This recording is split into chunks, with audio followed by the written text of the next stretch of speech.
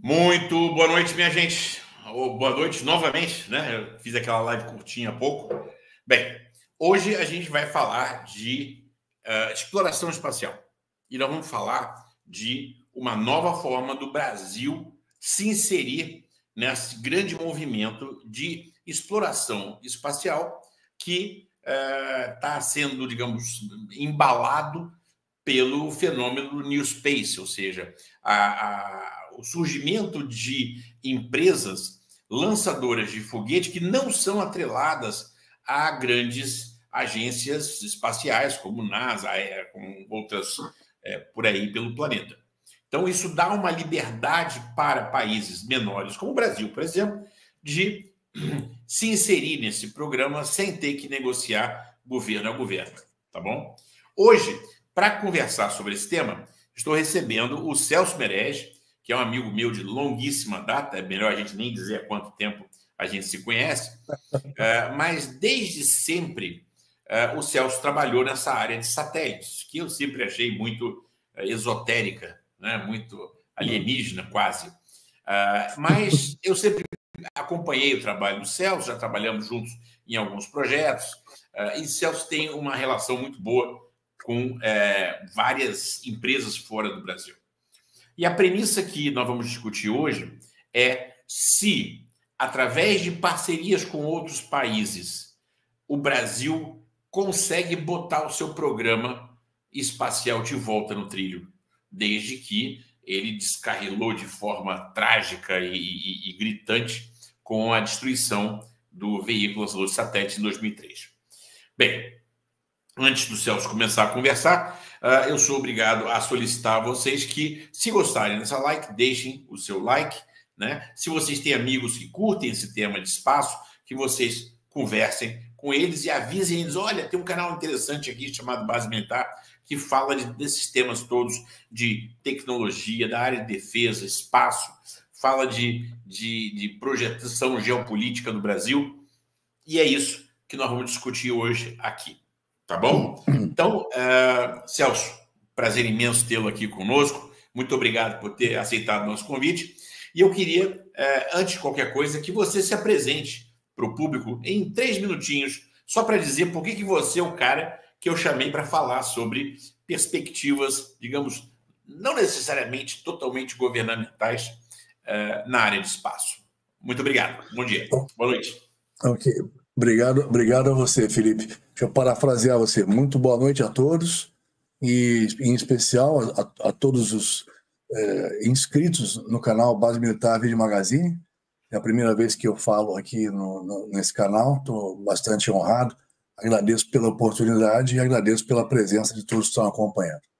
Bom, Merege, vocês devem ter notado, é o meu sobrenome também, o nome da empresa, né? Há 3 décadas, mais ou menos, eu trabalho com e-commerce, empresas que querem se transportar para o Brasil e trabalhar no mercado brasileiro de alguma forma, mas não têm ou noção de como fazer isso, ou nem coragem, às vezes, né? Então, esse trabalho, eu divido ele em duas fases, ou paralelas, no caso. Uma é a parte de business development e a outra parte é a parte de... A gente brinca usando uma expressão que os canadenses gostam muito, que é o soft landing, é chegar suave, chegar no momento certo, fazendo a coisa certa, estudando questão tarifária, questão de impostos, a questão de momento melhor para as coisas acontecerem. Quando você casa a oportunidade de negócio com esse procedimento, tudo acontece como deveria ser, e o incomer, o cliente, a empresa, normalmente uma pré-startup ou uma startup, ou mesmo uma vez uma empresa maior, fica feliz de ter feito a coisa certa. Então, esse é o trabalho que a gente faz na Merege há quase 3 décadas.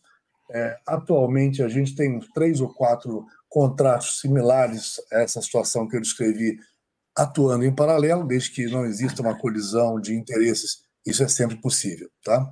Bom, e a gente tem foco em determinadas áreas, como bem disse o Felipe, uma vez me chamou de Buck Rogers, porque disse que eu vendia uma coisa muito sofisticada chamada segmento espacial, e isso é o que o satélite normalmente oferece, quer dizer, você, quando eu trabalhava Celso, com eles satélite... são todos muito novos para saber quem é Buck Rogers. Buck Rogers é um personagem de história em quadrinhos e de cinema da década de 30. Eu mesmo mal me lembrava dele quando o Felipe comentou. O Felipe deveria. Ele é mais novo do que eu, mas parece às vezes que é mais velho, conhece coisas mais antigas, né? Mas então, foi só porque eu lembrei agora quando eu estava falando, mas basicamente satélites eram a nossa especialidade, foram a nossa especialidade durante muito tempo. Tanto operá-los, ou seja, ser a empresa que detém, mandou construir, pôs os satélites lá e detém os direitos sobre ele, como também ter uma infraestrutura terrestre capaz de enxergá-los, de monitorá-los, de fazer telemetria para esses satélites. Então, são as duas alças do mercado com as quais a gente lidou a maior parte do tempo. Depois, e por consequência, passamos para a defesa, na área aeroespacial como um todo, né? Defesa entra nesse contexto, e até porque também com a parceria com o Felipe, com a intimidade com ele e a proximidade com esse mercado era natural, mas também porque New Space, que é esse fenômeno novo que veio com o sucesso do Elon Musk em descer de ré um foguete, de estacionar um foguete, e com isso permitir a reutilização e o preço descer astronomicamente, sem trocadilhos, a gente consegue então fazer muita coisa que a área governamental não fazia. Se a gente comparar o preço de uma SLS, por exemplo, da NASA, é lógico que essa é robusta, leva inclusive pessoas à Lua, na missão Artemis vai levar, né? Eles trabalham na faixa de bilhões. Estamos falando aí de 4 ponto alguma coisa bilhões até aqui para que a SLS faça seus primeiros voos. Enquanto isso, uma Índia da vida coloca por 75 milhões o seu pequeno rover no Polo Sul, coisa que nem os americanos conseguiram fazer ainda. No Polo Sul, a vitória de acesso foi da Índia, né? Então tem muita coisa acontecendo por preços díspares, né? E as pessoas então viram essa ebulição, estão chamando de New Space, essa oportunidade onde os particulares, o mundo privado, alcança uma forma de oferecer ao mundo governamental as soluções que eles ainda não têm de modo barato. Por exemplo, a NASA faz muito isso, coloca concursos para quem quiser propor boas ideias, inovação, quem tiver a genialidade para poder atender determinado quesito, ganha um determinado prêmio. Então está aqui, ó, quem fizer essa parte da solução que eu preciso para esse tipo de missão, faz jus a um prêmio na faixa de X milhões. E as pessoas competem. Quando ganham, são anunciadas e segue-se o processo. Vou dar um exemplo. Há pouco tempo, a SSC, uma das empresas que nós representamos, Swedish Space Corporation, fez uma... eu vou até passar já o slide, né? Mas então, eu tenho slide também. Vou botar o slide aqui para aparecer. Espera aí. Tá. O próximo já resolve. Não, pode passar o slide. Eu tenho como passar aqui, Felipe. Eu acho que é o Daniel que tem que... Aí, isso, pode ficar tranquilo que eu já vi como passa aqui, já está andando. Então, a SSC aqui é o primeiro ícone que aparece ali no alto, mais à esquerda, Swedish Space Corporation. Eles lidam com ground stations, eles lidam com as estações terrenas, com as antenas que variam de 5 a 30 metros de diâmetro. Uma antena de 30 metros de diâmetro é um colosso. Para você trabalhar para uma missão lunar, bastaria que ela tivesse 13,5 metros. A partir daí, ela já é capaz de acompanhar uma missão lunar.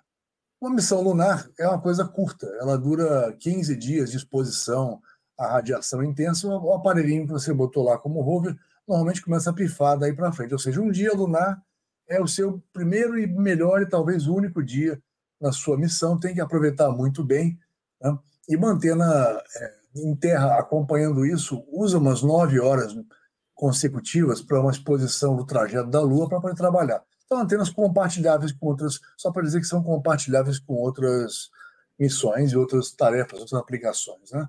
Mas o fato é, o INPE, por exemplo, nosso Instituto Nacional de Pesquisa Espacial, não tem uma antena com esse diâmetro, e muito menos equipada como deveria para processar esse tipo de coisa. Então, o INPE, por exemplo, hoje é um dos pontos que a gente tem que trabalhar para ajudar o Brasil a estar pronto para ele mesmo acompanhar em telemetria a sua própria missão.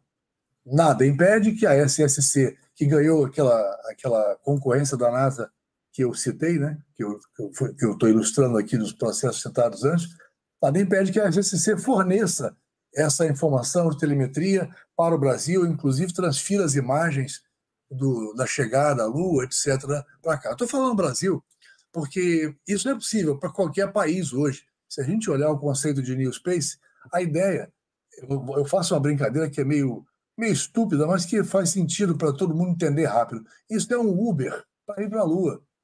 Se você não tem carro, você não chama um Uber. E se você não quer ter um carro, né? E se você não tem um foguete adequado, se você não tem payloads que você possa produzir sozinho, se você não tem módulo lunar para descer na Lua quando chegar na órbita de lá, você chama um cara que tem e paga por isso. O importante é que a missão que você quer realizar será realizada a partir dessa infraestrutura de terceiros, tá? Que aqui eu vou chamar de... Ou seja, você não é obrigado a carregar o risco e o custo de ter uma missão 100% sua. Exatamente. Você não precisa ter o custo da infraestrutura para chegar lá.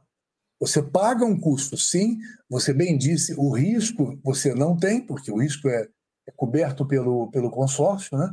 E o seu custo é minimizado porque ele está sendo diluído por um processo do consórcio que atua para N países, N nações, N empresas que podem querer também usar. Então, há uma redução ainda maior desse custo. Quer dizer, não é só pelo foguete retornável da SpaceX, por exemplo, mas também porque o módulo lunar entra em características semelhantes, uma produção mais acelerada, em quantidades maiores, e porque o seu payload, através, por exemplo, da AMC, que está nesse consórcio, a Asteroid Mining Corporation, pode ser um payload mais sofisticado, com uma robótica, uma micro-robótica associada ao projeto, que é inédita ou torna aquele payload inédito em relação a tudo que veio antes. Por exemplo, eu não vou falar aqui agora dos demais representados, para poder falar da AMC, eu vou pular os indianos, que é a ATL, e a Cypher, que faz Air Traffic Control e faz também SSA, tá? Que é o Space Situational Awareness. Para hoje, talvez a gente não tenha tempo de falar tudo isso. Se der tempo, houver perguntas, a gente volta nesses dois, tá? Então, a AMC... Celso, esse mapa seu aí mostra tudo em verde, quer dizer que essa é a sua área de atuação, do México até a Argentina? Isso. Basicamente a América Latina e o Caribe. Isso, na realidade, não é a minha única área, é a área de foco. A área de foco seria o Brasil. É mais fácil para nós focar no Brasil, é mais interessante ver a nossa nação partir na frente com esse tipo de coisa. Mas se a inércia governamental de qualquer país se mostrar muito intensa, a gente vai para o país que está mais, digamos, ágil, né? Ou que tem melhores condições de pagamento, ou que tem uma missão já idealizada, ou que tem condições políticas para isso, né? Então, a minha região é realmente só a América Latina, oficialmente, porém, a gente tem missões, por exemplo, na África do Sul, em andamento, uma negociação muito boa, e a gente vai seguindo. Nigéria e outras regiões, outros países africanos também se manifestam, muitas vezes se manifestam, digamos, muito antecipadamente a terem recursos para poder fazer isso, mas se levantam a mão e entram na fila e a gente conversa, entendeu? Então, voltando aqui, então pulei a ATL, que é a indiana, que depois a gente fala dela, pulei a Cypher, não vou falar de Air Traffic Control agora, não vou falar de Space Situational Awareness, vamos falar da AMC, Asteroid Mining Corporation. Então, o próximo aqui. Não, andei para trás, desculpa. Então, o espaço agora é comercial, a gente já falou, New Space, né? As agências espaciais podem se unir à iniciativa privada para chegar à Lua até gastando menos, e porque ficou mais rápido, mais simples, mais barato, né? E deixa a iniciativa privada andar, que a coisa melhora, né? Então, a gente se uniu, no caso, a um consórcio internacional, estamos falando de iniciativa privada, realmente, são 3 empresas, uma delas, a AMC, a Asteroid Mining Corporation, lidera esse consórcio, ela é do Reino Unido, de UK, e ela faz o payload e faz a micro-robótica. A outra delas é a Space, ela é japonesa, e ela faz os módulos que alunizam, né, os que descem na Lua, né? E para quem não lembra, o Japão foi... A Lua é alunizar. É, alunizar. Quem desce na Lua está alunizando, quem desce na Terra está aterrissando. E então, a Space, para quem não lembra, os japoneses foram o quinto país, a quinta nação a pousar na Lua. A Space deu até uma meia capotadazinha, eles tombaram. Mas, por incrível que pareça, tiveram a melhor performance no rover até agora. O rover durou 3 dias lunares, tá? 3 vezes a expectativa. Foi bem melhor que todos que tentaram antes. Apesar da lunizagem ter tombado o módulo, né? Mas funcionou bem. Funcionou deitado, digamos assim. Tá? Então, aqui tem uma reportagem, só para vocês saberem, agora o G20 está chegando, né? O G20 ele apresenta várias nuances, tá? Você não tem só o G20 de novembro, com todos os chefes de Estado aqui no Rio de Janeiro, não é isso. Não é somente isso. Você tem pequenos G20s que acontecem em momentos diferentes. Por exemplo, o que é esse está G20, na só para o reportagem. pessoal que não conhece o O termo. G20 é o grupo dos 20 maiores países, economicamente falando, no mundo. O Brasil está nessa leva, e o Brasil ele preside o G20 agora porque ele é um host aqui, ele convidou o Anfitrião. G20, é o anfitrião, o Brasil é o anfitrião do G20, e será no Rio de Janeiro o encontro dos chefes de Estado, que é o maior evento do G20, porém, antes já teve alguma coisa, por exemplo, o que está descrito aqui nesse artigo, e é um artigo do Globo, tá? Então, a gente não pode postar um conteúdo completo de um artigo do Globo e, de um modo geral, de nenhuma outra, digamos, empresa na mídia. De um modo geral, eles não gostam muito dessa ideia, não permitem, né? Então, aqui eu fiz um pequeno recorte e eu depois vou produzir um recorte melhor e vou postar para vocês também. Mas aqui eles estão basicamente falando de um evento que antecede o G20 grande, né? E também é considerado G20, acontece todo ano junto com o G20, no país onde ele ocorre, e chama-se CELMI. Tá? É como se você reunisse todas as entidades, principalmente as governamentais, claro, né? Todas as agências espaciais juntas num determinado momento em um determinado lugar. Tá? Então, o CELMI, que é como se fossem os líderes do New Space, né, dentro do governo, quer dizer, estão regulando e ajudando a empurrar isso, eles se reuniram em Foz do Iguaçu. E foi agora aí, no mês passado. Né? E a AEB se pronunciou lá para o Jornal Globo. Inclusive, tem bastante coisa aí, bem maior do que o que eu coloquei aí. Tá? O interessante é que nós também fomos entrevistados. Eu fui entrevistado e o presidente da AMC também foi entrevistado. Então é Quer que eu interessante leia para vocês você verem. esse trecho que está aparecendo aqui? É possível? Então, por favor. Eu leio que é fácil para eu ler aqui. De acordo com o Chamon, que é o chefe da Agência Espacial Brasileira, né? O Brasil daria apoio logístico à missão por meio de comunicação, recebimento de dados em terra, o rastreamento de foguete e do robô. Em contrapartida, teria acesso à tecnologia utilizada, além de ganhar visibilidade internacional. A agência afirma tem grande interesse em enveredar pela área de robótica espacial para remover lixo do espaço e evitar colisões com satélites brasileiros, que podem sofrer avarias ao impactar com objetos de apenas 1 centímetro. Hoje, só é possível rastrear pedaços maiores que 10 centímetros. Isso. Essa é a parte completa que você leu? Esse é o pedaço que está aqui na tela. Tá. Então, só para vocês entenderem, esse é um artigo, na verdade. O artigo é normalmente feito por vários repórteres que entrevistam várias pessoas e alguém compila isso na mão de um editor, normalmente. Tá? O editor tira e põe as coisas que ele acha que valem a pena, ele encurta determinadas falas ou exclui determinadas coisas. Então, por exemplo, aí eles começaram brincando até com o Brasil, né? Dizendo que grão de bico, batata doce, a gente está apostando. Quando a gente fala para o pessoal lá na Artemis, que é nós somos signatários da Artemis, que é a nova etapa da corrida lunar americana, né? Então, Artemis por quê? Artemis, na mitologia grega, ela é irmã gêmea de Apolo, tá? E agora que acabou Apolo e nós estamos indo para uma segunda fase 50 anos depois, Artemis, que é irmã gêmea de Apolo, está levando mulheres para a Lua também. Tá? Então, por isso o nome de Artemis. Tá? Então, nós somos signatários da Artemis. E a Artemis está falando, ó, Brasil, você vai... então, ela está dizendo, Brasil, você assinou comigo que quer ser parte da Artemis. E você ficou com a responsabilidade da agricultura espacial. Lindo, maravilhoso. Mas é necessário você ir para a Lua para fazer isso. e nós estamos dizendo que vamos fazer a nossa parte na agricultura espacial, mas estávamos calados até então quanto a ir para a Lua, fazer isso. Ainda que eu não leve uma pessoa, um astronauta, ninguém, que pelo menos eu leve equipamento capaz de fazer os testes ou as tarefas que eu me comprometi a fazer, eu, Brasil, né? Então, essa abertura meio piada assim, que eles fizeram é nesse sentido, tá? Mas, bom, voltando. Então, seguindo, você vai encontrar... o link está ali em cima, para quem é assinante do Globo, basta abrir. Essa reportagem saiu no dia 11 de setembro e ela não está presente no material impresso do jornal, só no material eletrônico, tá? Para quem é assinante, é só clicar ali.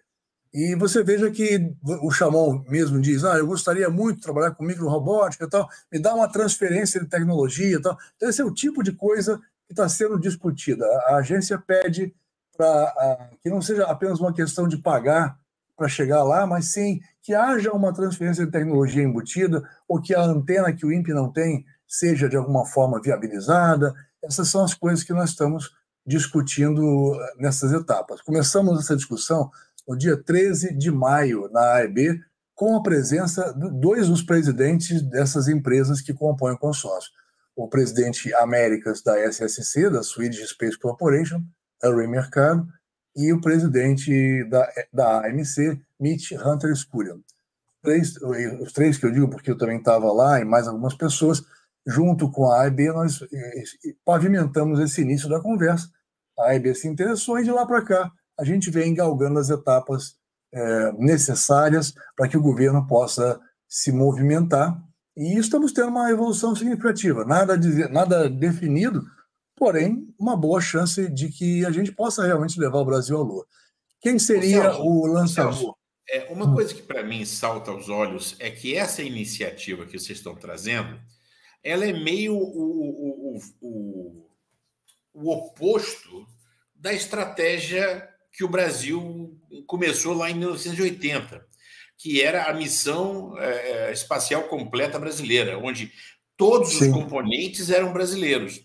O que você está vendo agora um grupo de países, cada um com o seu pedacinho, se juntando para chegar ao espaço por um preço que todos podem pagar. É exatamente isso? Exatamente. Essa é a mudança.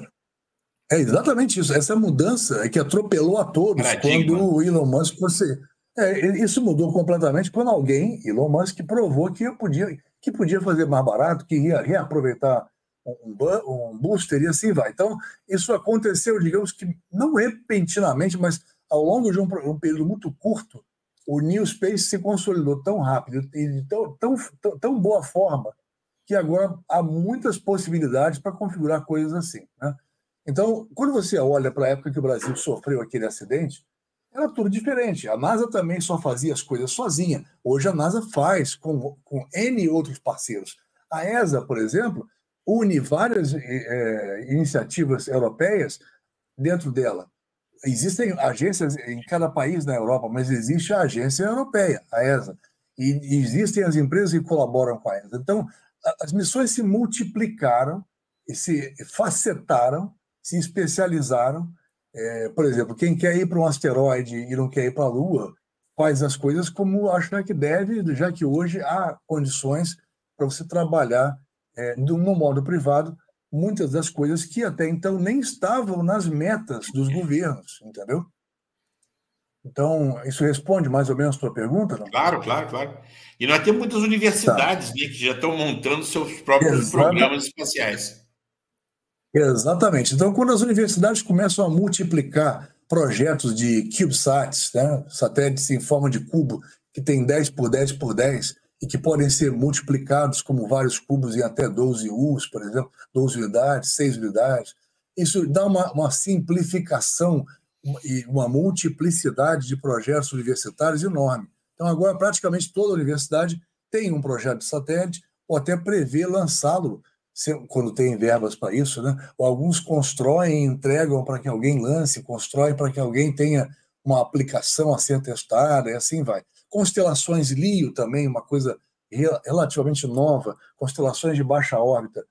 Esse sim é o problema que você estava mencionando agora, o principal problema, o principal agravante do problema que você mencionou, do lixo espacial, destroçar ou prejudicar satélites ativos nas órbitas próximas. Porque em baixa órbita, você tem que rodar a uma velocidade muito grande para não cair. A física manda que, se você se aproxima da Terra, que você gire mais rápido, senão você cai. E por isso o comportamento de um satélite geoestacionário, ou seja, aquele que está longe da Terra, a ponto de não precisar rodar mais rápido do que a Terra para não cair, a aplicação é totalmente diferente. Com o geoestacionário, eu enxergo até os horizontes do globo, até a curvatura do globo, e posso fazer broadcasting de vídeo. Mas com um satélite baixa órbita, já não posso fazer isso e preciso de uma frota passando continuamente nessa velocidade, rodando várias vezes ao dia para realizar as aplicações que o baixa órbita se propõe a realizar. Então, nessa área, há uma quantidade de lançamento de satélite pequeno que perece muito rápido, que não dura nem 3 anos, enquanto um geoestacionário dura 15, pelo menos, e pode ser reabastecido atualmente, os de baixa órbita duram 3 anos e perecem. E ao perecer, eles deveriam, esses que colocaram o satélite lá, deveriam ser obrigados a descomissionar, como o pessoal costuma falar, né? Ou de-orbit, como diz o americano, né? Tirar aquele bicho da órbita, aquele bicho. Só que a lei para isso... Derrubar em bom português. Ou ele derruba, ou como alguns estão falando... Existem tantas coisas interessantes em andamento, existem conversas para levar todo o lixo espacial para a Lua, deixar cair lá, porque esse material é nobre, é material que não deveria ser desperdiçado, e não tem pronto na Lua para você utilizar para algumas coisas. Então, deixa cair na Lua, arrasta para lá. É difícil para caramba fazer isso, não é tão fácil quanto parece, mas tem gente trabalhando.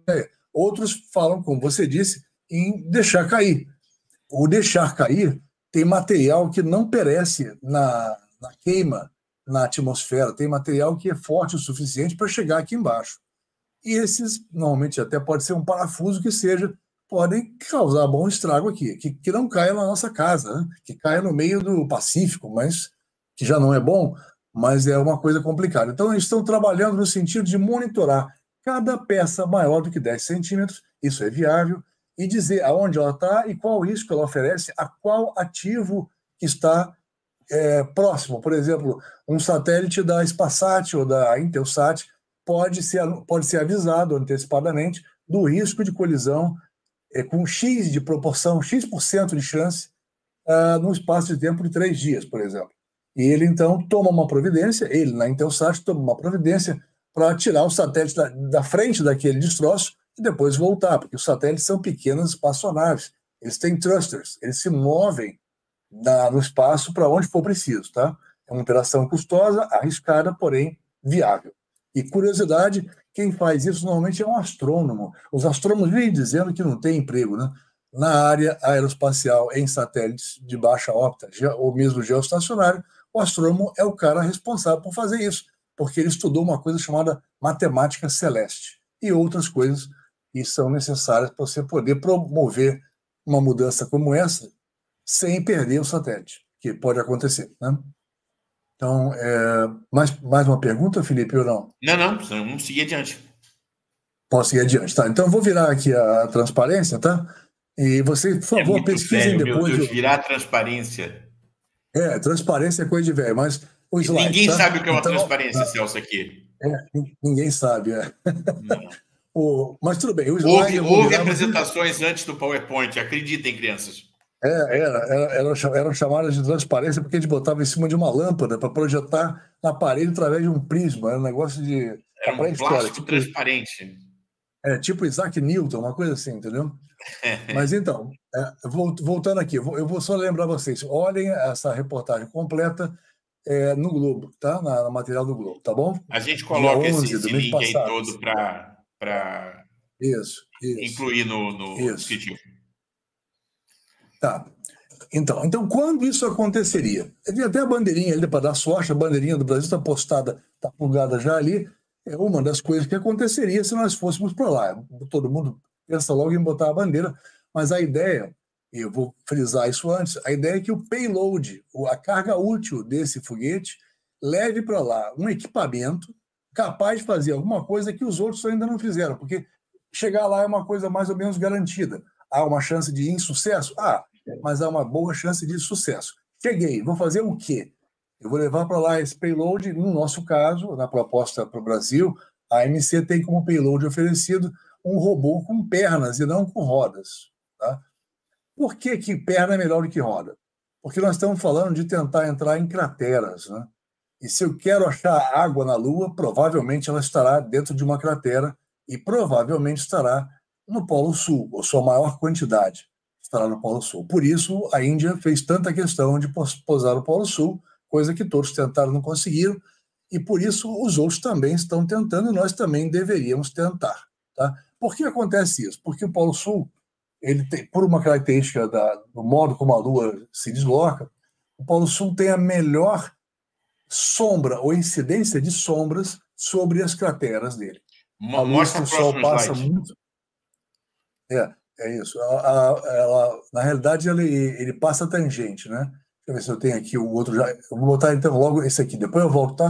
Eu só antecipei porque estou falando da água. Então, existe inclusive um software, é muito interessante isso. Eles calculam como as sombras se projetaram no Polo Sul da Lua milhões de anos atrás e calculam como elas se projetarão no futuro também, de forma que eles podem afirmar quais crateras estão com a maior chance de ter guardado ali o gelo, né? Que o Sol não teria derretido. Tá? Então, é interessantíssimo. Eu tenho um vídeo no canal que mostra como eles fizeram isso. É uma coisa bem interessante. Tá? Então, voltando aqui. Então, todo mundo quer chegar no Polo Sul. E como é que a gente explora isso? Um pouquinho antes eu tinha mostrado perdão. Um pouquinho antes eu tinha mostrado aqui que outras bandeirinhas apareceram, né? Bandeirinhas de outros países que já começaram a se interessar. O Chile, por exemplo, criou uma coisa parecida com o INPE, né? Um Instituto Espacial. E o Lula, inclusive, esteve lá para a inauguração e tudo, falou que ia ajudar, coisa e tal. Então, o Chile está, digamos, excitado com a ideia e é um dos que está conversando. A Argentina também, o Brasil também. Tomara que o Brasil faça isso antes da Argentina, né? Nós que somos os rivais aqui gostaríamos de ver isso, mas não podemos afirmar. Isso vai depender de cada governo, de cada momento, de decisões que não estão na nossa alçada, né? Mas o consórcio basicamente usa esses três caras que estão nesse retângulo pontilhado aí, tá? A Space japonesa fazendo um módulo de alunizagem, SSC sueca, Swedish Space Corporation fazendo toda a questão de antenas terrestres e acompanhando o que acontece na Lua, né, durante a missão, e o rover, que na realidade é uma espécie de aranha, né? Eu chamaria de inseto porque só tem 6 pernas, mas eles gostam de chamar de aranha, mas a aranha tem 8, né? E da AMC, que é o alvo, digamos assim, da tal robótica ou microrobótica para funcionar em ambientes de microgravidade, que é o alvo da transferência de tecnologia também, né? Então, uma possibilidade seria que a empresa AMC, por exemplo, do Reino Unido, abrisse mão de ser a única a trabalhar nesse projeto do robô, que já está pronto, está prototipado, na verdade, mas vai ser desenvolvido em novas versões daqui até lá, que ela abrisse um espaço para o Brasil trabalhar, já que quem executou o robô foram os japoneses. A encomenda e o projeto são ingleses, mas o robô é executado, foi feito no Japão. Então, por que o Brasil também não poderia passar? E Tohoku. É fácil lembrar. Quando você está rouco, eu estou rouco, Universidade de Tohoku, né? É fácil guardar mnemonicamente. Então, Tohoku fez esse projeto acontecer, né? E a AMC trouxe o dinheiro e o projeto, né? Isso pode se desmembrar em uma coisa que o Brasil também participe, não há problema nenhum. Estamos estudando a possibilidade, apesar disso não ser uma coisa já definida. Então, tudo isso faz encantar um pouco também o governo brasileiro e, com isso, provavelmente, novos passos serão dados, né? É uma nova corrida lunar. A gente prevê que 2027 seria uma boa janela de tempo para isso. Tínhamos a chance até de lançar antes. Isso são janelas no calendário da iSpace, tá? Perdão, no calendário da SpaceX. Então, hoje você pode chegar lá e dizer, eu quero marcar uma determinada janela de tempo para tentar o meu lançamento, ou posso marcar várias. Desde que você pague um sinal, você prende uma oportunidade. Pode negociar para trocar e tudo mais, mas é uma planilha oferecendo para quem quiser o serviço, entendeu? Então a coisa está realmente bem comercial já, né? Então vamos passar aqui mais um. Então onde é que eu tenho que pousar? Já falamos disso, temos que pousar no Polo Sul. Isso é o que tem mais chance de água. A água é importante porque além de água você poder beber, você também pode decompor, e quando você decompõe, você tem oxigênio para respirar, tem hidrogênio para usar como combustível, e a água em si pode ser usada para, misturada com o regolito da Lua, construir da própria Lua usando uma impressão, um sistema de impressão 3D. Você mistura regolito com água e faz o seu cimento lá, e bota mais alguns componentes, é claro, e faz o seu cimento e cria estruturas que podem ser desde uma tampa de cratera para você sobreviver à radiação dentro de uma cratera, como fazer uma estrutura inteira, né? Então, onde pousar? Polo Sul, vamos atrás de água. Regolito é o nome que se dá ao material do solo da Lua, né? Isso, isso. Lá eles não têm terra.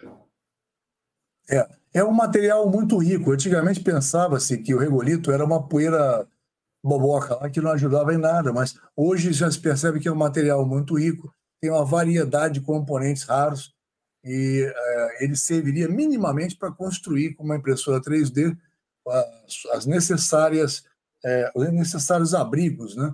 Mas tem muito mais aí, você pode minerar a Lua efetivamente. Então, minerar a Lua é para quem quer aprender perto de casa o que pode fazer a posteriori nos asteroides. Por isso, a Asteroid Mining Corporation se envolveu, entendeu? E a propósito, existem várias empresas que fazem isso, tá?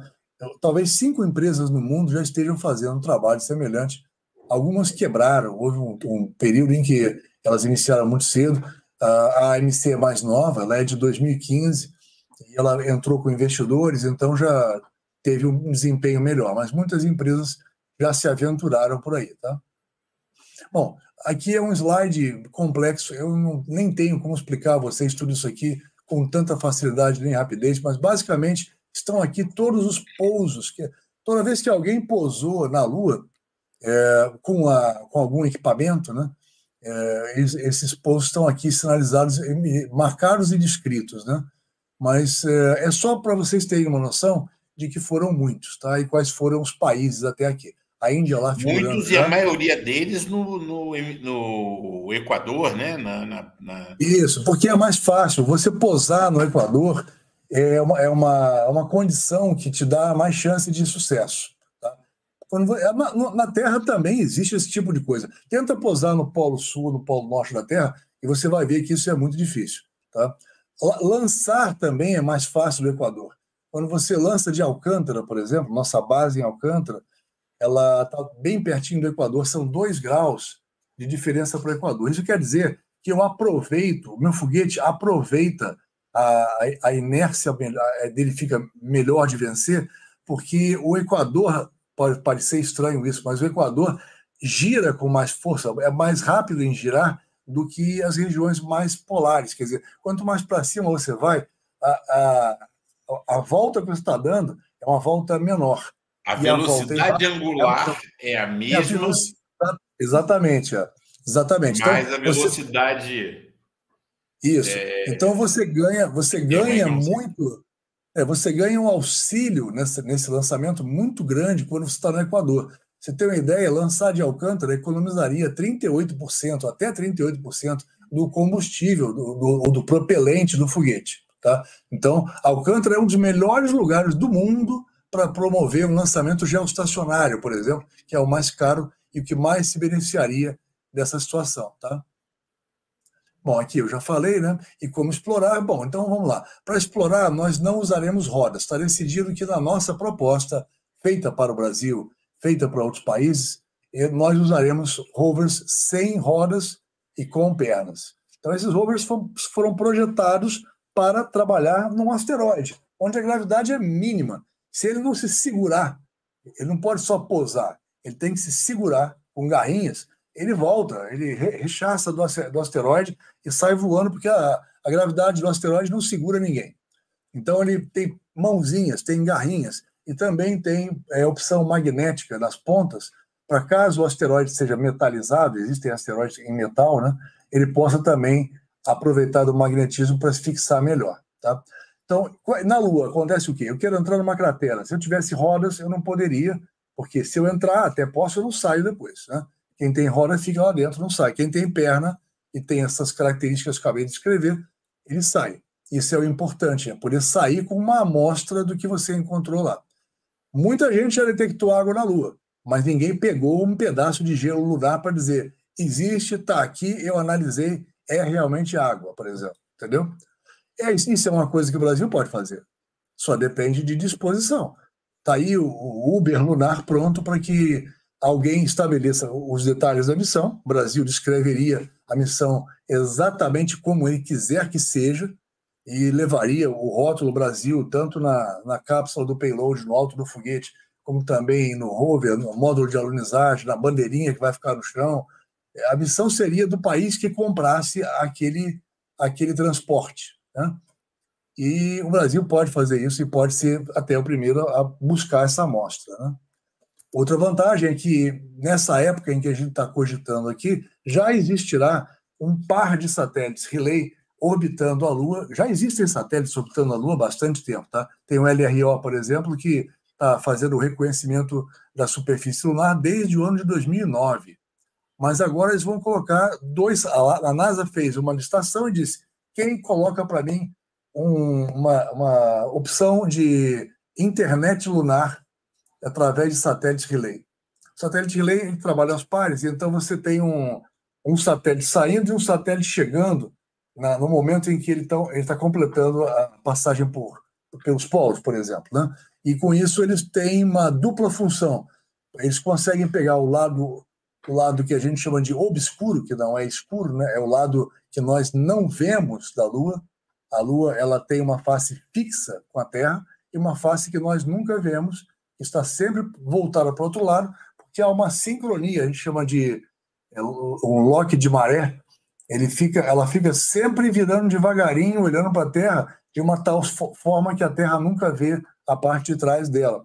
Então, mesmo que você esteja na parte de trás, as comunicações com a Lua e a Terra ficarão online permanentemente, depois que esse par de satélites relay for instalado, tá? Então, o Brasil também se beneficiaria de ser um dos primeiros a usar isso. As imagens seriam de melhor qualidade.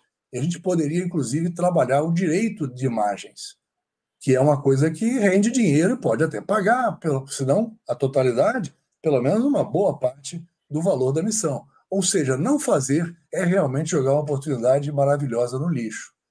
Até porque entidades de banco de fomento, no Japão e em outros países, oferecem, até o BNDES ofereceria, tenho certeza, financiamento para isso, porque não são valores tão estratosféricos como já foi, né? E você estava falando que era o BNDES que tinha uma relação com o banco japonês? Sim, o BNDES, isso, o BNDES e o JBIC, que é o Banco de Fomento japonês, já fazem esse tipo de troca, de cofinanciar ou financiar um lado para o outro, há quase 50 anos. Então, nós estamos falando de Apolo para cá, do fim da Apolo para cá, essa conversa já existe. Então, os japoneses estão participando da missão. Isso automaticamente faz com que o JBIC ofereça o dinheiro, tá? E está oferecido no processo, tá? Então, se o Brasil não quiser gastar, mas quiser pagar financiado, o dinheiro já está disponível e estará para qualquer outro país que quiser aceitar a proposta. É o mesmo processo, tá? Bom, esse aqui é o SCAR-E. O nome dele foi criado com essas coisas que as pessoas fazem mnemonicamente para tentar, ou contraindo as letras, trocadilhos para tentar fazer um nome estranho. No caso aqui, para dizer que ele é scary, né? Que ele nem é com Y. Assustador. Né? Mas assustador, alguma coisa assim, porque ele parece uma aranha, parece um inseto, uma coisa assim. Quem resolveu batizar ele assim foi a AMC. Não questionemos, né? Os caras são os donos do negócio, né?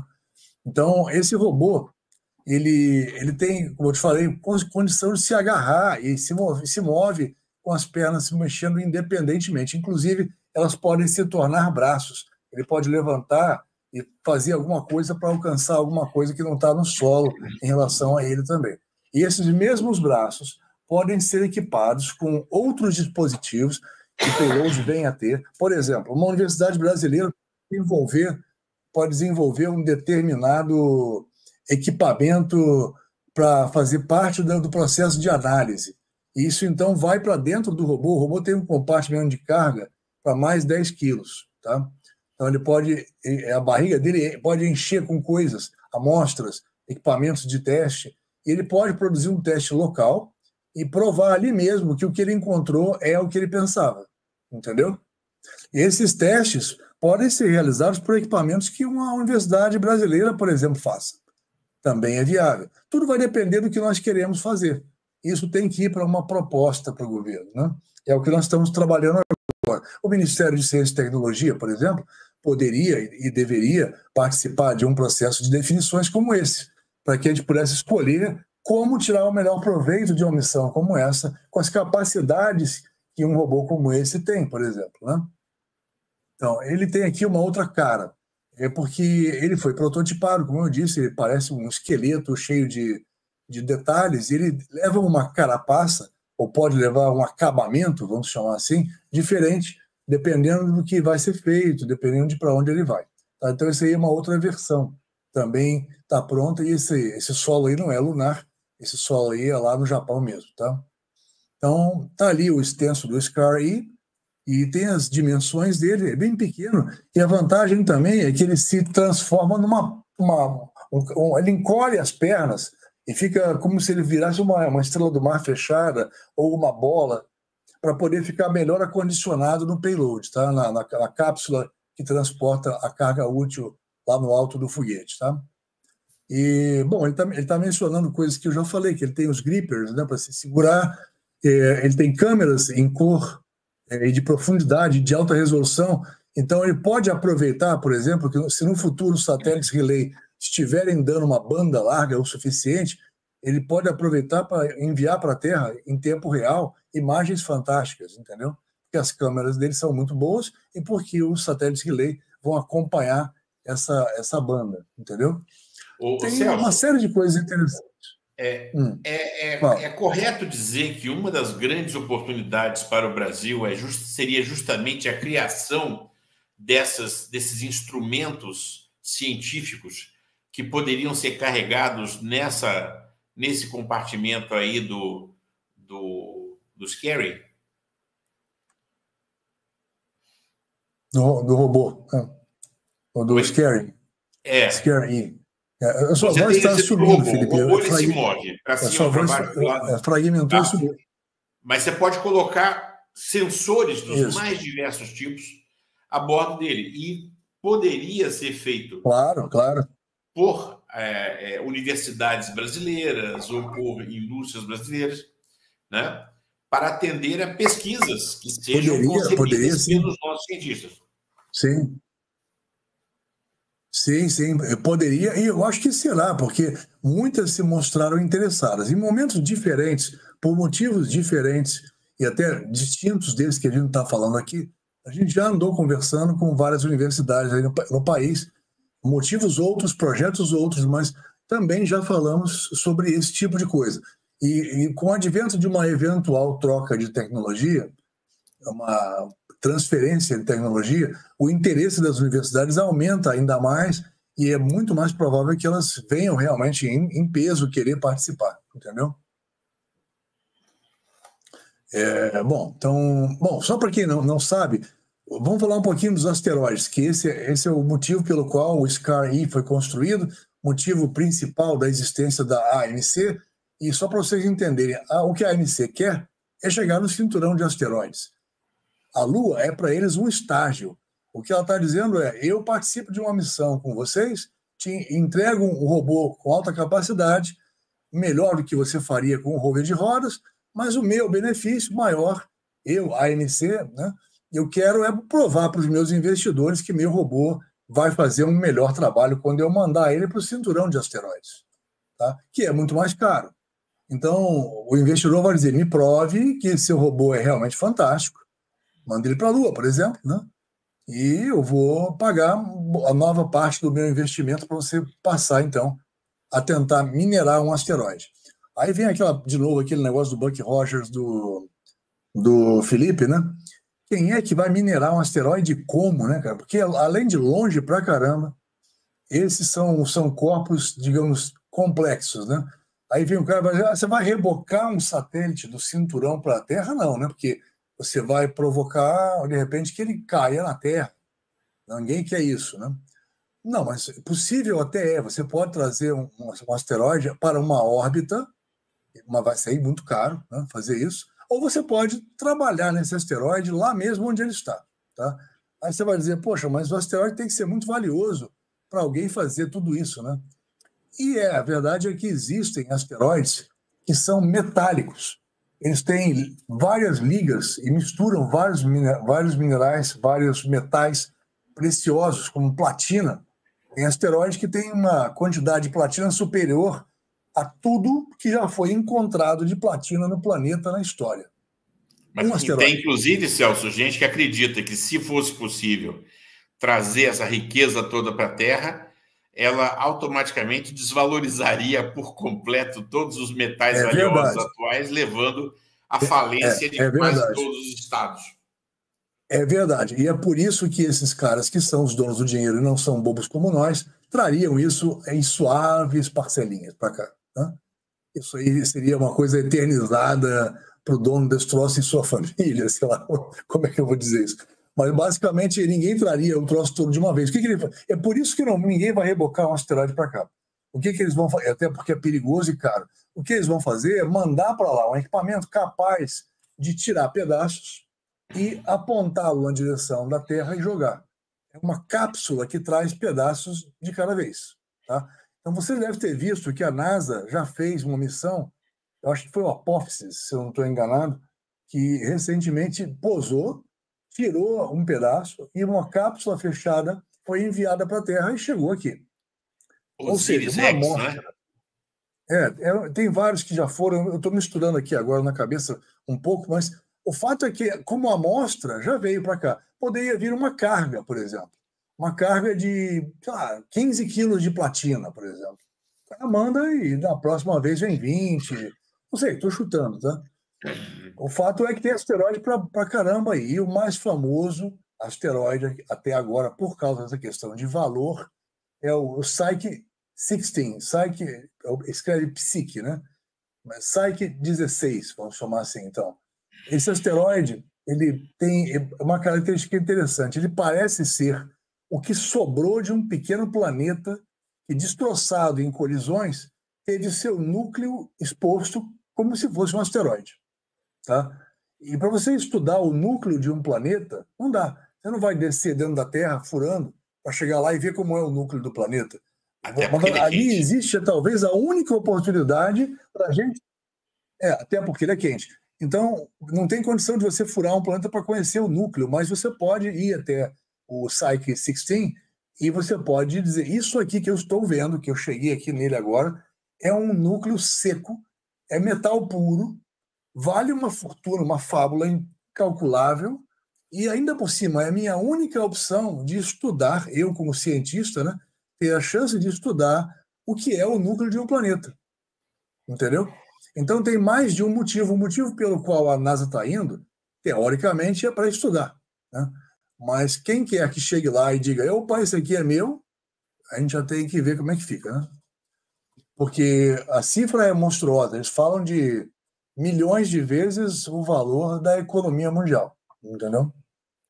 E é interessante então, que logo no começo das missões espaciais, foi assinado um documento que garantia que ninguém poderia reclamar propriedade fora da Terra. E só que na hora que a coisa começou a ficar viável, aí o nego já começa a dizer, sabe bem, aquele negócio não quer dizer exatamente aquilo. Ou alguém pega e rasga o documento na cara do outro. Né? Sei lá, pior seria, né? Mas é fato, é fato. Por enquanto, é para a humanidade. Daqui a pouco, alguém vai mudar de ideia. Para a minha humanidade. Então, mas ainda está longe. Para a minha humanidade. Mas esse troço não acontece agora. A gente não vai esperar muito para ver isso acontecer. Ninguém foi lá. Uma das discussões mais acaloradas atualmente é que o Elon Musk planejava pousar em Marte e a Bangu, né? Cheguei chegando, atenção, estou aqui. E aí os países já disseram que nananina, não. Você vai como... Pois é, porque cheguei e sou o dono, né? Essa história de cheguei e sou o dono, essa história de cheguei e sou o dono ainda vale um pouco para os asteroides. Tem gente dizendo que para asteroide não vale porque não é planeta. Tem discussão de todo tipo, né? Agora, realmente, se o cara chega lá, tira um pedaço e leva para casa, pô, eu fui lá, eu trouxe e tal. Então, aquilo já paga a missão e já sobra bastante dinheiro. Então, seria a primeira vez que uma missão seria paga e ainda daria lucro, né? Então, as pessoas começam a olhar para isso diferente, né? E, bom, tem aqui uma imagem que, obviamente, não é uma foto real do Psyche, tá? Ele tem provavelmente essa cara. Isso é uma imaginação dos cientistas transformada em uma imagem através de algum artista, tá? E a Lua está aqui do lado apenas para lembrar que a mineração espacial na Lua é bem viável e que logo depois a gente está na direção dos asteroides e o primeiro alvo que todo mundo quer é esse carinha aí, tá? Então, e na Lua, você tem que estabelecer base na Lua, porque senão você não consegue fazer muito mais coisa. Da Lua, com pouca gravidade e usando um gateway que vai ficar sempre em órbita, você chega, desce, sobe, sai, vai para Marte, vai para asteroide, vai para onde você quiser. O gateway que ele mencionou é uma estação espacial que fica em órbita da Lua, né? Isso, perene. E essa estação, ela faz o trânsito, quer dizer, quem está subindo para sair da Lua vai até ela. Quem está chegando desce a partir dela, entendeu? É basicamente isso, né? Bom, me permitam só lembrar vocês uma coisa. Na semana que vem é o início da IAC, que é a International Aeronautical Conference. É o maior evento da área aeroespacial do planeta. Ele aconteceu ano passado na Ásia, esse ano está acontecendo em Milão. Tá? Nós estamos indo para lá, as empresas que eu mencionei têm estandes lá, e nós vamos tentar passar para vocês imagens, não digo em tempo real, mas com o mínimo de delay, de tudo que está acontecendo lá. Vamos entrevistar essas pessoas, vamos testemunhar algumas assinaturas que fazem parte desse consórcio, e vamos, que na realidade são simbólicas, porque já foram assinadas, mas serão cerimônias nos seus respectivos estandes, e vamos mandar tudo isso, vamos subir tudo isso para o canal junto com o Felipe também, tá? Para o nosso e para o do Felipe, tá?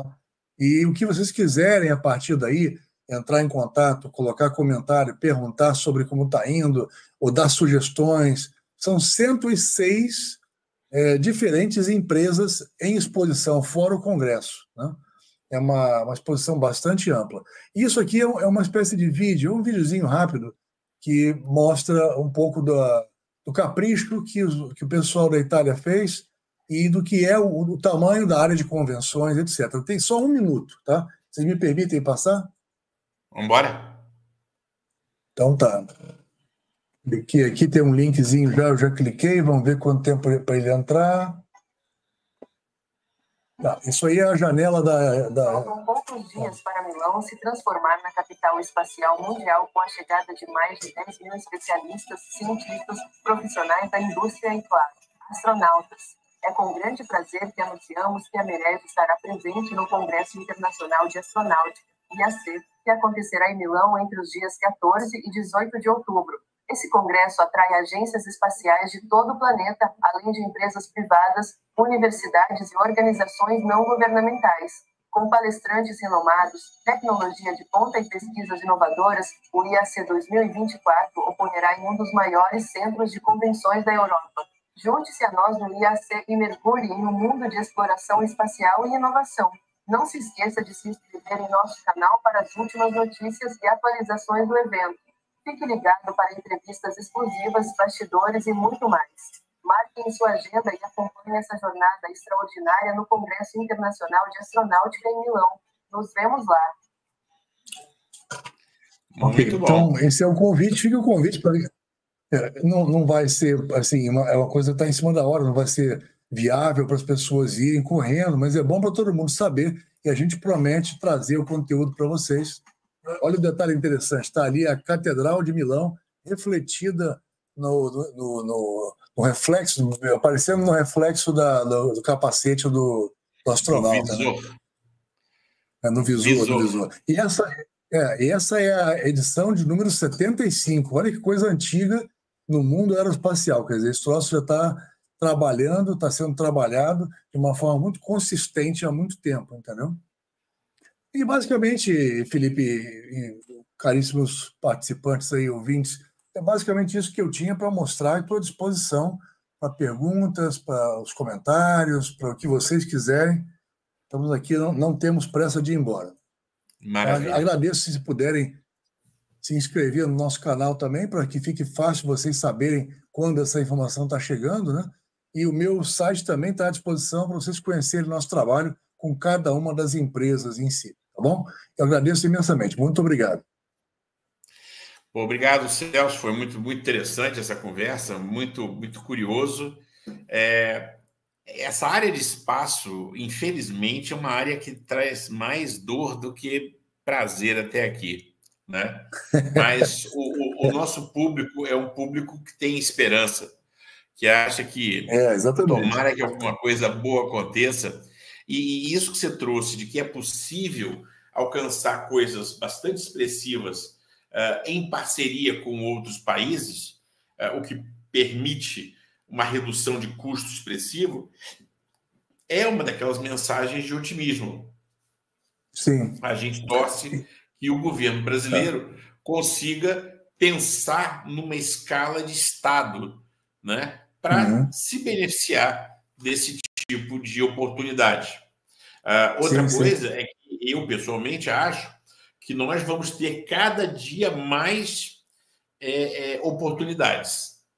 Então, você hoje trabalha com 4 empresas e a gente imagina que você, ao voltar lá desse evento de Milão, você volte com o dobro, pelo menos, de empresas que desejam ter o Brasil como parceiro, as empresas brasileiras ou a academia brasileiras como parceiros, e que encontrem, através de você, nesse vetor capaz de abrir essa caixa de Pandora alucinada, e é o Brasil, né, para essas oportunidades todas. Muito bom. Com certeza. Se fosse fácil, não tinha graça. Não tinha graça, sem dúvida. Antes da gente passar para as perguntas, eu queria só aproveitar rapidamente para lembrar o pessoal, gente, se vocês gostaram da live, deixem o seu like. Se você não se inscreveu, se inscreva, não custa nada e ajuda de montão o canal, tá? Clique no sininho para você ser sempre lembrado que tem coisa nossa, nova no ar, né? Você tem aí o link para o canal da Merege. Então, se vocês quiserem acompanhar esse trabalho deles, clica aí, vai lá e se inscreva também, porque esse é o tipo de coisa que faz com que mais e melhor conteúdo esteja disponível na internet para vocês. Ir para Milão e ficar um número de dias lá é caro para dedéu. Já que alguém está indo por você, apoia. É para isso que a gente coopera, para trazer esse conteúdo para todo mundo. Tá bom? Sim, inclusive tem um congresso também, são 5 dias. Todo esse projeto de oferecer ao Brasil uma oportunidade nesse consórcio que vai levar esse robô de perninhas para a Lua, perdão, é uma oportunidade de ouro. A gente espera que isso ande. E nós temos uma entrevista com o Mitch, que a gente pretende colocar em breve no ar, para entrar no detalhe do parafuso lá, de como é que esse projeto todo funciona. Tá bom? Bem, tendo dito isso, vamos para as perguntas. Então, eu queria só pedir que a gente focasse no Celso e na Merege e nesses projetos que eles trouxeram, como da presença brasileira na Lua. O Celso também conhece muito sobre o mundo de satélites, mas não necessariamente ele está confortável em falar sobre o que a Agência Brasileira Espacial quer fazer ou pode fazer. Isso talvez não seja pergunta para ele. Tá bom? Então, vamos buscar aqui umas perguntas. Se vocês tiverem perguntas, por favor, deixem aqui para a gente poder responder. Deixa eu dar uma olhada aqui. Celso, se você quiser dar uma olhada aí, é só apertar no comentários e dar um scroll. O Fábio, você tinha feito um comentário sobre a importância da presença das bases espaciais no Equador, e o Fábio diz, eu acho que os países ricos não dão muita bola para isso, senão teria muitas bases na África, América do Sul, da linha do Equador. Você quer dar um pouquinho mais de detalhes sobre como é que esse pensamento funciona? Claro. Fábio, boa pergunta. Eu realmente não comentei, falei só de Alcântara, porque é aquela questão de valorizar o Brasil, né? Mas se você quiser olhar um pouquinho para o lado na geografia da América do Sul, tá ali na Guiana Francesa, que não é francesa à toa até hoje, né? A base de Kourou. Kourou é basicamente na mesma altura. Inclusive, nós somos 1 grau melhor do que Kourou em relação ao Equador, 1 grau mais próximo, tá? Mas Kourou também é excelente, e é de lá que a Ariane Space solta os foguetes que eles levam, inclusive vários satélites que você conhece, e os mais antigos principalmente, foram lançados pelo Ariane até o 5, e agora tem o Ariane 6. Sai de Kourou, a Ariane é uma empresa francesa, opera uma base na Guiana Francesa, e a França não abre mão desse localzinho pequenininho aqui na beirinha da América do Sul, justamente porque ter uma base perto do Equador é bom. Tá? Agora, na África, bom, a França seria provavelmente de volta o exemplo, né? Porque a França tem muitas colônias africanas ainda, ela ainda vive essa época colonizadora, né? E provavelmente ela até poderia fazer alguma coisa por lá, sim. Mas ela já tem a Guiana Francesa, então seria uma preocupação para outro país com essa mentalidade, digamos assim, né? Se você procurar, der a volta no Equador, você vai encontrar o Cazaquistão, também está próximo, e a base no Cazaquistão, durante muito tempo, foi usada não apenas pelo pessoal do lado vermelho da União Soviética e tudo, mas depois que acabou a União Soviética, foi muito usada também, ainda é muito usada, para lançamentos de quaisquer países, inclusive americanos. Porque durante um tempo, você vai lembrar bem, até a estação espacial foi construída com muita ajuda dos russos, né? Porque já não eram mais União Soviética, já eram parceiros, e construíram boa parte dos primeiros módulos da estação. A primeira estação orbitando a Terra, a estação espacial científica, foi deles, né? Então, eles passaram, digamos, a ter um papel muito relevante na estação espacial. Eu estou dizendo isso porque eu lembrei, não faz parte da sua pergunta, mas que eu tenho muita pena do fato de que, como os russos estão brigados com todo mundo e agora vão sair da estação espacial, a estação espacial ficou sem sponsoring, sem patrocinador. O americano não quer bancar mais ela sozinha. E você consegue acreditar que eles vão jogar a estação inteira no Pacífico? É uma coisa louca, né? A não ser que alguém roube, né? Vamos abandonar. Louco, no dia seguinte chega uma navinha, junta lá e toma. A partir de agora, esse é meu. E pior é que, na época em que os chineses quiseram entrar, os russos ainda estavam de boa, né? Os chineses disseram, quero entrar, posso? O americano disse, nananina, não. O que aconteceu? O chinês falou, tá bom. Foi lá e fez uma muito melhor só para ele. E agora, a deles vai para o limbo, e o chinês está lá tirando uma onda que a dele, além de ser só dele, é muito melhor, tecnologicamente mais avançada, esteticamente mais organizada, e assim vai. Nivaldo Corsi, pergunta. Passei além da pergunta, desculpa. Não, ótimo. Nivaldo Corsi pergunta, existe alguma academia, universidade, instituto envolvido diretamente nesse projeto? Você diz no que eu descrevi? É esse da Lua? Não existe. Não existe, e essa é uma boa oportunidade para passar a existir. Desculpa, fragmentou sua voz. Você falou o quê? Não, nesse projeto aí do robozinho na Lua, né? Ele quer saber se existe alguma academia, universidade, instituto envolvido nesse projeto. Não, a universidade principal, a maior responsável pela execução da construção desse projeto e partícipe no projeto em si, é a Tohoku University no Japão. Tá? Ela certamente permanece como parte desse potencial novo grupo de universidades que venham a trocar alguma transferência de tecnologia. Se houver com o Brasil, com universidades brasileiras, com universidades de outros países que se envolvam, esse potencial existe para acontecer, não ocorre ainda, por enquanto está de posse, digamos assim, está no controle do Japão, com a Universidade de Tohoku.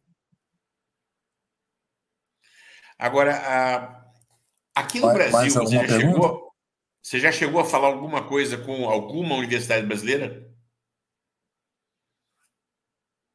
Já falamos com algumas. Eu não gostaria de citar os nomes delas, porque algumas me pediram para que, enquanto elas estão discutindo internamente, eu não pronunciasse nada. Outras já estão meio que prontas para fazer algum tipo de proposta, mas não podem fazer porque o Ministério da Ciência, Tecnologia e Inovação não está pronto para participar e se manifestar. Então, tem uma sequência de coisas que não pode ser atropelada. Por exemplo, existem entidades no governo que se dizem passivas. Então, elas têm que ser provocadas por uma outra entidade. Enquanto a entidade provocadora não faz o seu papel, a outra, mesmo ciente, não pode se manifestar. Então, tem essas etapas que nos obrigam a ficar calados, entendeu? Mas as coisas estão andando, tem coisas acontecendo que dão um pouco de estímulo para a gente ficar, digamos, animado, né? Mas nada é conclusivo até aqui nessa parte. Agora, há muitas universidades interessadas e não podemos fazer com todas e não podemos coordenar isso do nosso lado. Isso deveria ser uma coordenação que nós podemos até apoiar, mas que deveria ser startada pelo Ministério da Ciência, Tecnologia e Inovação, para que, inclusive, a seleção de quem deveria ou não, ou poderia melhor participar, seja melhor conduzida, entendeu? Porque aí vem as aplicações, né? Vem as coisas que o governo quer priorizar, ou que o país deveria priorizar e deveria pensar, escolher. Essas não são tarefas nossas, são tarefas do governo, principalmente lideradas pelo MCTI, penso eu, e talvez até pelo INPE e outras entidades que possam ampliar o horizonte de pesquisa ou de aplicações. Você que chegou a comentar comigo em outra ocasião que uma das coisas legais do projeto do Scary é que ele pode ser construído em vários portes diferentes. Isso. Qual é o menor porte e qual é o maior porte que está sendo considerado nesse momento? Tá, o menor porte é esse que está sendo feito, que foi prototipado, né? E que provavelmente seria o que embarcaria nesse consórcio. Então, ele é tão pequeno que a gente pensa sempre, quando a gente olha a imagem do robô, a gente pensa ele imenso, né? Ele pode ser multiplicado por 10 vezes no tamanho que ele foi, digamos, prototipado, tá? Então, esse tamanho é 40 centímetros de altura e 1 metro quando ele abre as pernas naquele ângulo reto, se eu não estou equivocado. Basta olhar na transparência, que eu posso disponibilizar também aqui dessa apresentação. Transparência não, slide. Como o Felipe me corrigiu. Basta olhar lá que tem as dimensões dele. Basta olhar também no meu site ou no site da AMC, tem as dimensões do protótipo, tá? Por que fazer 10 vezes maior do que esse? Se eu estiver imaginando já uma situação de produção, porque protótipo não tem a ver com produção, protótipo vai lá para se provar, para se testar, né? Uma vez testado, aprovado, e recebeu o funding, tem dinheiro para construir os próximos, em teoria entra uma fase que a gente chama de produção. Você vai lá colher amostras em maior quantidade, você vai produzir resultados financeiros, vai ter carga maior, né? Então, até 10 vezes o tamanho faz sentido. E poderia ser mais. Ele é modularizável e também escalável. E lógico que a ideia é que ele possa ser feito até maior do que isso, mas nesse momento, se for necessário fazer 10 vezes maior, eles conseguem fazer rapidamente. Nesse contexto, o que quer dizer modularizável? É porque, por exemplo, as pernas, que também são braços, tem funções diferentes, podem coexistir funções de movimentação e funções de análise, por exemplo. E como braço também, e com câmera, etc., ele pode assumir papéis diferentes em momentos diferentes. Então, e também eu posso extrair da ponta dele a garrinha e colocar uma outra coisa. Eu posso dizer, eu não preciso de garrinhas para andar na Lua. Então, nesse instante, troco as garrinhas por uma pata magnética ou troco por uma pata que tem um sensor, e esse sensor é capaz de me dizer onde ele está pisando, o material que está sendo pisado, ou parcialmente identificar materiais. Ou posso transportar, trocar, modularizar por braços que tenham, por exemplo, mais sensibilidade para trabalhar com instrumentos, pegar instrumentos, colher material do solo, servir como uma pá, entendeu? Então, o modularizado, isso quer dizer que eu posso montar ele com diferentes peças de Lego. É mais ou menos isso, entendeu? Entendi. Agora, você também tinha mencionado que existe até um monte de aplicação na Terra para esse tipo de robô. Sim, sim. Você lembra de Maceió? Você lembra de Maceió afundando? Maceió não, desculpa, Alagoas, né? Alagoas tinha um problema que envolvia uma mineração de sal que foi superdimensionada para a segurança do local, superdimensionada no sentido de explorar mais do que devia, né? E houve um afundamento grotesco lá. Você deve estar lembrado disso, né? Lembro. O bairro inteiro estava afundando. Isso, então. Isso é uma coisa que esse robô pode... Tudo que for perigoso para um humano fazer, em termos de inspeção, por exemplo, o mar está muito ácido e eu preciso que ele desça no mar para ver o que aconteceu no casco de um navio, por exemplo. Ele vai agarrado pelo casco, vai até embaixo, analisa e volta. Ou filma, grava, tira um pedaço, faz o que for preciso. Até um reparo, talvez. Então, ele pode também entrar numa área insalubre para tentar conter um vazamento de óleo, por exemplo. Ele pode tentar descer numa situação como essa de Alagoas, em áreas que, se houver um desabamento, ele pode até perecer, mas ninguém morre. E ele vai lá e faz alguma coisa que é importante para entender o que deveria ser feito para resolver a situação, por exemplo. Entendeu? E assim vai. Interessante. Bem, tá? Se não tiver mais perguntas... Eu estou à disposição, estou aqui, eu não tenho pressa. Vamos ver se alguém tem mais pergunta. Bem, se não tem pergunta, a gente já recolhe. Celso, você quer dizer mais alguma coisa que você tenha... Eu vou só frisar o seguinte, que no IAC, que a gente vai agora, na semana que vem, haverá uma cerimônia, eu mencionei, né, onde o consórcio simulará as assinaturas que já foram feitas. É uma questão só de cerimonial, né? Mas divulgará também, junto com um press release que já saiu, um parcial, e vai sair um após a assinatura simbólica, tudo que está sendo, que nós mencionamos aqui, vai ser, digamos assim, oficializado lá. O consórcio passa, a partir daquele momento, a ficar oficialmente disponível, a ser capaz de orçar propostas, etc., entendeu?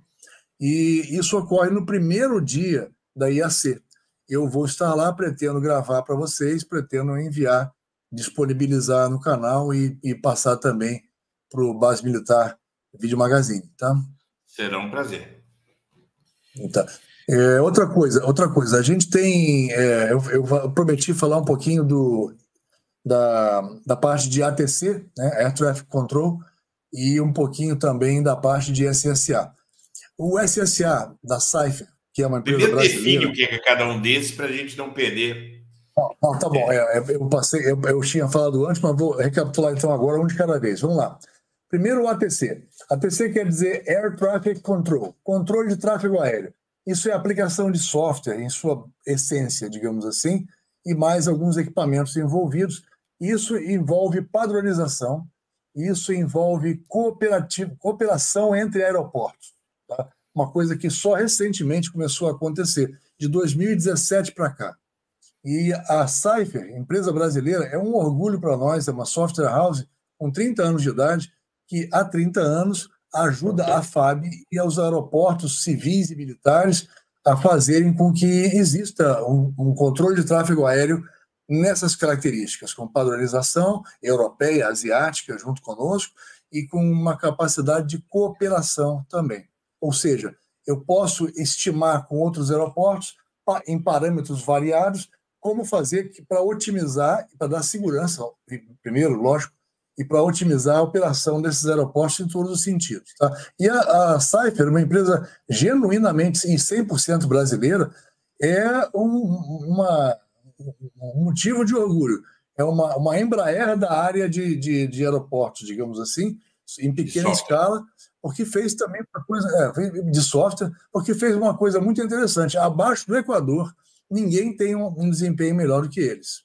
Existem outras empresas fazendo esse tipo de coisa, mas no Brasil, 100% dos aeroportos usam o ATC, o Air Traffic Control, o controle de tráfego aéreo de software da Saipher. Tá? Então, isso é interessante, também está disponível lá no canal, é um dos nossos representados, é o único representado nosso que está no Brasil querendo o mercado exterior, porque todos os outros querem o contrário, né? Estão fora e querem vir para cá. A Saipher é o único que nós temos representado que funciona na mão reversa. Né? Invertido. E a terceira, isso. E SSA, a gente falou antes, os destroços que estão flutuando nas órbitas, principalmente os que vão flutuar mais agora nas órbitas baixas, têm que ser acompanhados por um software de controle situacional do espaço. SSA quer dizer Space Situational Awareness. É aquilo de monitorar tudo que tem mais do que 10 centímetros, saber quando há uma reentrada. Olha, hoje todo dia tem reentrada. Está entrando um pedaço de cacareco ali descendo no Pacífico, entendeu?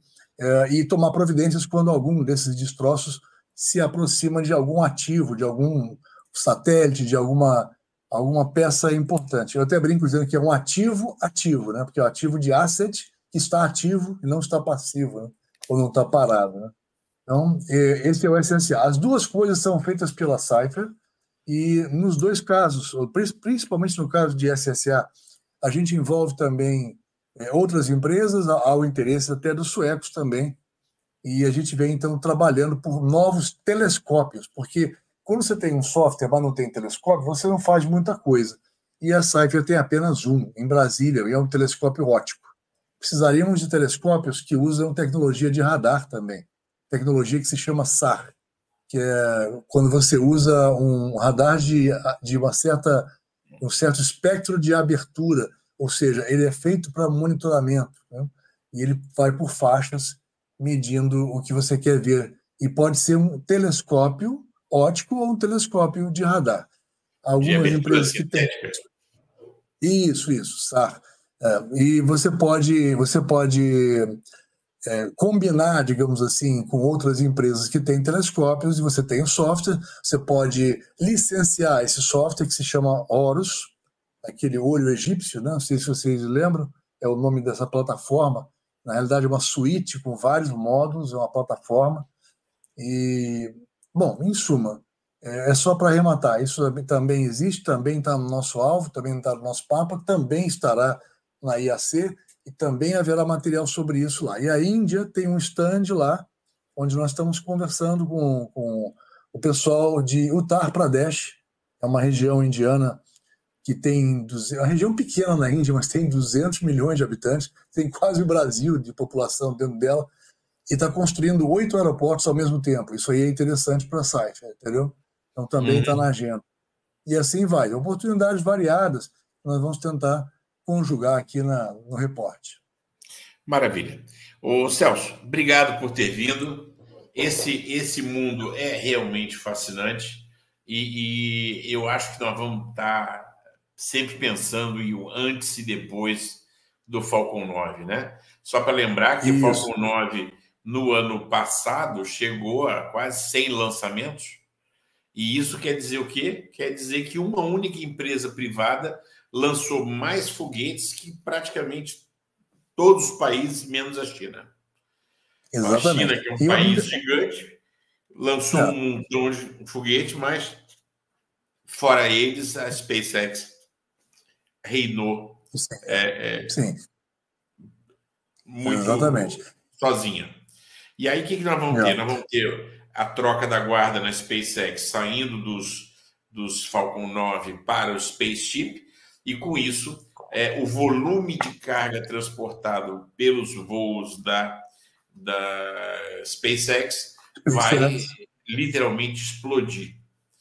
Nós estamos também esperando para a semana que vem, talvez, o 5º voo do Starship, que no 4º voo alcançou muitos dos seus objetivos, e agora o grande desafio para o 5º voo é aquela torre agarrar o foguete booster na volta.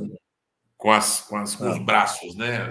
Seria um negócio na volta. absolutamente ficção científica. No retorno, né? Realmente.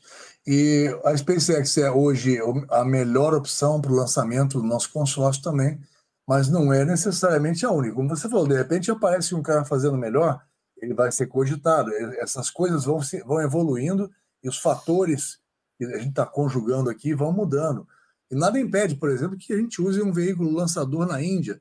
O Brasil usou para lançar o Amazônia 1, usou a Índia. Por que a gente não pode usar também? Com a Índia temos uma relação muito boa, como eu falei, e eles estão na lista de opções. Quer dizer, tudo isso está em aberto, e a gente tem como analisar fatores outros que não sejam só econômicos, né, para ver o que é mais interessante fazer em cada caso. Né? Maravilha. Celso, como é que o povo te acha? Como é que o povo acompanha? São esses...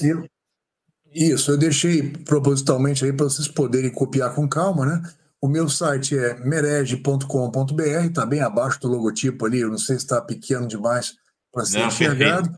E eu mostraria para vocês também embaixo, logo o símbolo do YouTube ali, mostrando que aquele é o endereço do nosso website, do nosso canal. YouTube.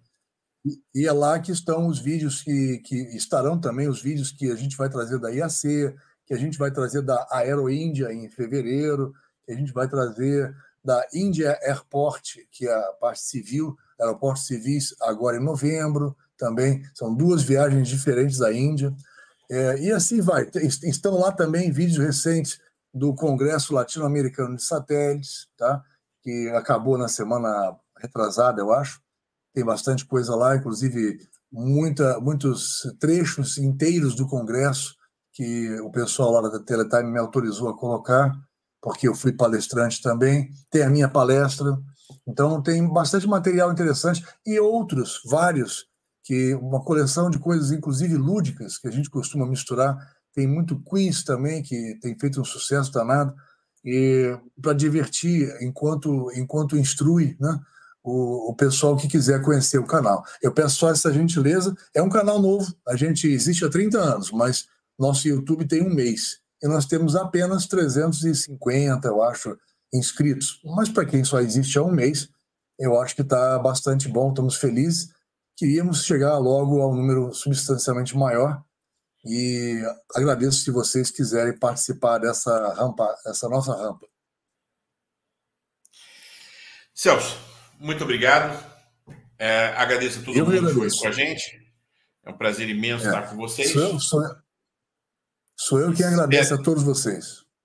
Espero que o nosso público tenha achado interessante. É bom saber que nem só o governo está sozinho correndo atrás, mas tem gente da indústria privada criando novas oportunidades. E se quiserem, a qualquer momento estou à disposição para explicar melhor.